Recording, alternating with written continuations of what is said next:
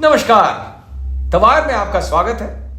मैं हूं शरद प्रधान और आज हम बात करेंगे कि क्या कारण है भारतीय जनता पार्टी का मध्य प्रदेश में इस कदर घबराना। और यह घबराहट तब जाहिर हुई जब अमित शाह अभी हाल में वहां गए और 3 रोज उन्होंने गुजारे और जिस तरह से अलग अलग जिलों में जा करके भोपाल, जबलपुर, उज्जैन और कई जिलों में जा करके वो उन घरों में गए, उन नेताओं के पास गए अपनी ही पार्टी के, जो पार्टी के नेतृत्व से किन्हीं वजहों से नाराज बैठे थे। यह दर्शाता है कि वहां पे अब जो है भारतीय जनता पार्टी को इस बात का खतरा पैदा हो गया है कि आखिरकार उन्हें सत्ता से बाहर होना है।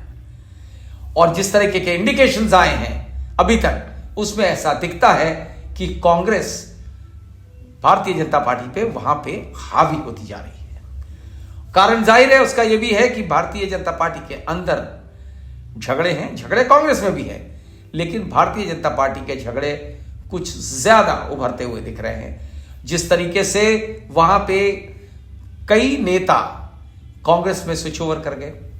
हालांकि अमित शाह को इस बात की सक्सेस मिली कि 3-4 जगह उन्होंने ऐसे लोगों को वापस भारतीय जनता पार्टी में करवा लिया। यह बात अब देखने वाली यह है कि क्या अमित शाह वाकई में वहां पे कुछ टर्न अराउंड कर सकते हैं। जो स्थिति है आज की, भारतीय जनता पार्टी के मध्य प्रदेश में आज की डेट में 125 मेंबर हैं, 230 की विधानसभा है मध्य प्रदेश। और जब जीते थे पिछला चुनाव 2018 में, तब ये दरअसल कांग्रेस को ज्यादा सीटें मिली थी, लेकिन आखिरकार भारतीय जनता पार्टी जिस तरह जानती है कि जब सीटों का हेर फेर करना, खरीद फरोख्त करना, और उसी तरह से उन्होंने 2018 में ये अपनी सरकार बनवा ली थी, बावजूद इसके कि सीटें उनके पास कम थी। 109 सीटों से सरकार बनाई थी, लेकिन उन्होंने बढ़ा करके 125 कर लिए। उसके पीछे बहुत बड़ा फैक्टर था सिंधिया। जी हां, ज्योतिरादित्य सिंधिया जिस तरीके से वो क्रॉस ओवर किए कांग्रेस से, कांग्रेस में राहुल गांधी के बहुत ही करीबी दोस्त माने जाते थे और बड़े पावरफुल पोजीशन थी, वो क्रॉस ओवर करे भारतीय जनता पार्टी में और अपने साथ ले गए एक लंबे दौर के रहने वाले कांग्रेस के विधायकों को अपने साथ ले गए भारतीय जनता पार्टी में। और वही वजह थी कि भारतीय जनता पार्टी का नंबर जो है बढ़ करके 125 में पहुंच गया। अब आज ये माना जा रहा है कि उनमें भी नाराजगी है, उन लोगों को वो नहीं मिला जो सोच के भारतीय जनता पार्टी में गए थे। मिलने को तो वैसे ये है कि ज्योतिरादित्य सिंधिया को भी वो सब नहीं मिला जिसके ख्वाब उन्होंने देखे थे। कांग्रेस में तो उनकी एक हैसियत थी, लोग उनका वर्चस्व था, एक अलग तरीके का एक ऑरा था, जो भारतीय जनता पार्टी में वो एक लाइक एनी अदर लीडर वो एक हो गए। ठीक है, सिविल एविएशन मिनिस्टर बन गए, कोई ज्यादा इंपॉर्टेंट पोर्टफोलियो नहीं है और ना ही उनको कोई बहुत अहमियत मिली उस पार्टी में। ऐसी स्थिति में भारतीय जनता पार्टी के नेतृत्व को घबराना वहां लाजमी है। एंटी इनकम्बेंसी जोर शोर से है, क्योंकि शिवराज सिंह चौहान 15 बरस वहां पे कंप्लीट कर चुके, 15 से भी ज्यादा वर्ष कंप्लीट कर चुके, और ये उनके लिए सारा जो एंटी इनकम्बेंसी वो उन्हीं के खिलाफ जा रहा है। शायद यही वजह है कि प्रधानमंत्री नरेंद्र मोदी ने इस बार यह तय कर लिया है कि शिवराज सिंह चौहान के नाम पे इलेक्शन का कैंपेन नहीं चलेगा, बल्कि आपने देखा होगा कि उनका नाम भी, उनका टिकट्स के लिस्ट में जो नाम आया वो शायद तीसरी लिस्ट में जाकर के आया कि उनको दिया गया कि भाई ठीक है ये भी इलेक्शन लड़ेंगे। लेकिन ये बात कहीं नहीं कही जा रही है बड़े खुल के कि वो वहां के इस बार भी मुख्यमंत्री बनेंगे, ये नहीं कहा जा रहा है। इलेक्शन लड़ा जा रहा है प्रधानमंत्री नरेंद्र मोदी के फेस पे, और वहां के जो सबसे बड़े फुट सोल्जर हैं, इंपॉर्टेंट जो व्यक्ति जो लीड कर रहे हैं सारा कैंपेन, वो है अमित शाह। लगभग 8-9 बार वो जा चुके हैं मध्य प्रदेश पिछले 2 महीनों में, और इस बार जो लगातार 3 दिन रहे उससे साफ साफ दिखने लगा कि घबराहट बढ़ रही है भाजपा में, डेस्परेशन है। रीजन भी बड़ा सिंपल है। देखिए, जहां जहां इलेक्शंस हो रहे हैं 5 स्टेट्स, मिजोरम उसमें सबसे छोटी स्टेट है, उसके अतिरिक्त जो इंपॉर्टेंट स्टेट्स हैं राजस्थान, मध्य प्रदेश, छत्तीसगढ़ और तेलंगाना। तेलंगाना में भारतीय जनता पार्टी की एग्जिस्टेंस बहुत कम है। वहां पे क्या होता है उनका, और केसीआर से उनका कोई अलाइनमेंट नहीं हो पाया, तो इसलिए वहां पे कितना वो कुछ कर पाते हैं ये डाउटफुल है।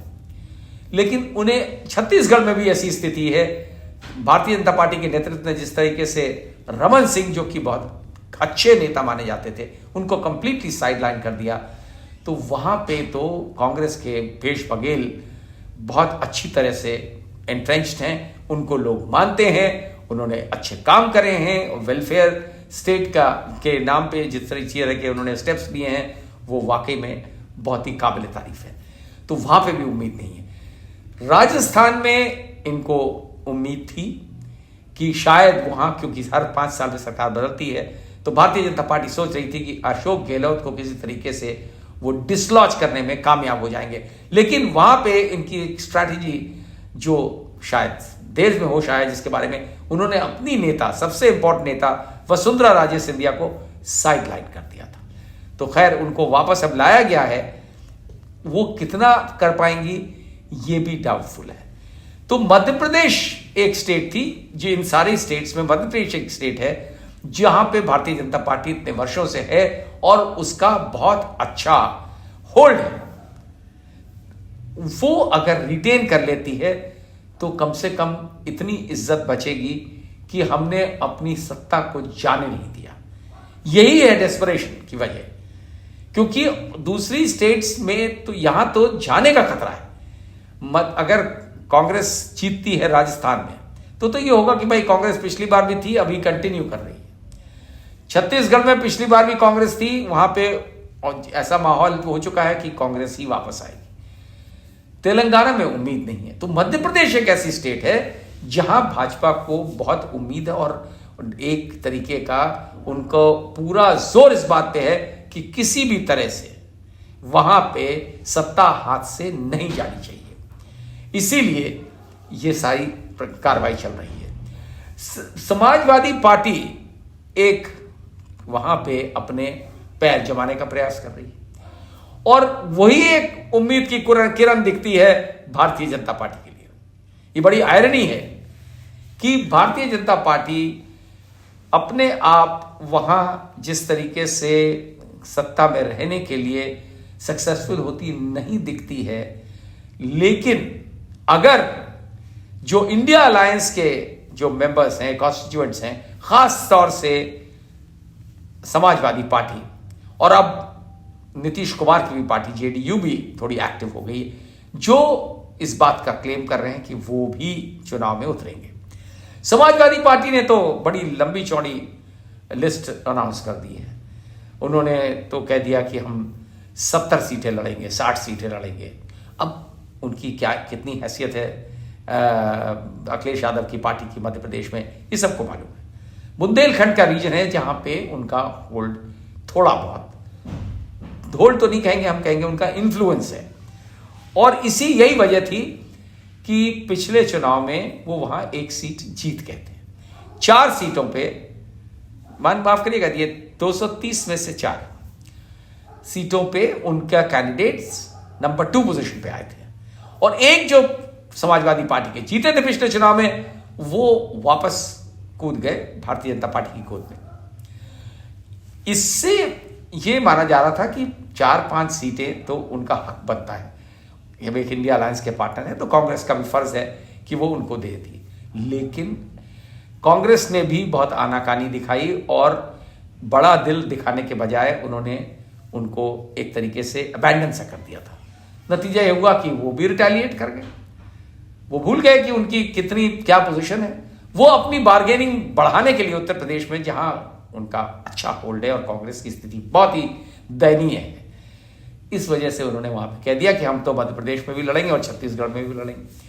तो बहरहाल अगर समाजवादी पार्टी इस तरह से कैंडिडेट्स उतारती है बड़ी तादाद में, तो जाहिर है कि कुछ ना कुछ नुकसान होगा तो कांग्रेस का ही होगा, क्योंकि मध्य प्रदेश बिल्कुल बाइपोलर स्टेट है। वहां लड़ाई स्ट्रेट कांग्रेस और बीजेपी के बीच में ही होती है। और पिछली बार परफॉर्मेंस अच्छा था, जैसे मैंने बताया सीटें कांग्रेस के पास ज्यादा थी, वहां से लोग तोड़ के चले गए थे और सरकार बन गई भारतीय जनता पार्टी की। तो आज की डेट में अखिलेश यादव अगर अपने ज्यादा से ज्यादा कैंडिडेट्स उतार देते हैं तो उनका जो वोट है वो डिवाइड होगा, कांग्रेस का ये वोट में से स्नैच करेंगे वोट, चाहे कितना भी कम मिले। ज्यादातर लोगों की जमानत जब्त हो जाएगी, वो अलग बात है, लेकिन इन सब से एक मैसेजिंग जाएगी कि इंडिया अलायंस, भाई कैसा इंडिया अलायंस, यहां तो आपस में लड़ रहे हैं। और अभी एक दिन पहले ही अखिलेश यादव वहां मध्य प्रदेश गए भी हैं, चुनावी सभाएं वहां एड्रेस कर रहे हैं, और वहां उन्होंने काफी बुरा भला कांग्रेस को कहना शुरू कर दिया है। यह अलग बात है कि इसकी शुरुआत कमलनाथ ने करी थी, कांग्रेस नेता ने, जो आगे प्रोजेक्ट किए जा रहे हैं इस कांग्रेस के चीफ मिनिस्टर, और उन्होंने भी उल्टा सीधा कह दिया था, बड़े इस तरीके के शब्द इस्तेमाल किए थे अखिलेश के बारे में। तो अखिलेश यादव ने भी पलट के उनको जवाबी कीर्तन चालू कर दिया। तो इस झगड़े का, जो इंडिया अलायंस के अंदर का झगड़ा है, उसका कुछ बेनिफिट मिल जाए भारतीय जनता पार्टी को तो शायद उनकी स्थिति बिगड़ने से, बदतर होने से बेहतर हो जाए। और अगर किसी वजह से वहां पे वो सक्सीड कर जाते हैं अमित शाह पार्टी को वापस स्थापित करने में, तो इसका बहुत बड़ा श्रेय जाएगा इंडिया अलायंस के पार्टनर्स को, और सबसे ज्यादा उसमें अखिलेश यादव को। अब ये देखने वाली बात है कि अमित शाह की घबराहट कैसे कम होती है, समाजवादी पार्टी कम कराती है या वो स्वयं अपने एफर्ट से लोगों को विन ओवर करने में और भारतीय जनता पार्टी को वहां पे इस स्थिति में लाने में कामयाब होते हैं कि वो कांग्रेस को वहां से बेदखल कर पाए। कांग्रेस बेदखल तो अभी तो पार्टी पावर में नहीं है, लेकिन जिस तरह दिख रही है कि वो काबिज हो सकेंगे, तो वहां तक उनको उस स्टेज तक पहुंचने ना दे समाजवादी पार्टी, भारतीय जनता पार्टी। ये देखने वाली बात है, आने वाला समय बताएगा। लेकिन फिलहाल ये साफ दिख रहा है कि घबराहट भारतीय जनता पार्टी में है मध्य प्रदेश को लेकर के। द वायर के और वीडियोस देखने के लिए सब्सक्राइब करें और बेल आइकन पर क्लिक करें। स्वतंत्र पत्रकारिता की आर्थिक मदद करने के लिए डिस्क्रिप्शन में दिए गए लिंक पर जाएं और अपनी राशि चुनें।